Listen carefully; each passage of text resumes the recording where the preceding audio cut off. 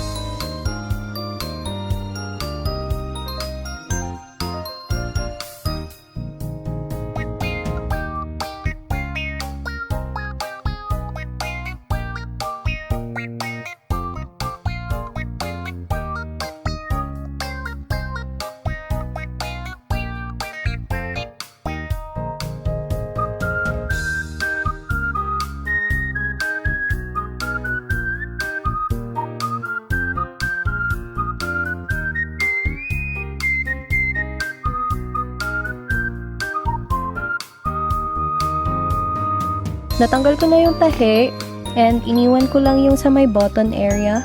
And then, ang gagawin ko ngayon, ikakat ko siya sa middle, yung sa likod lang po.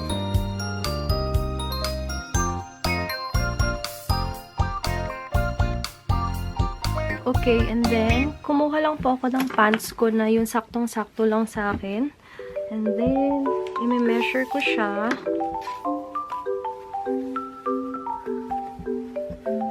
So, 7 din dito.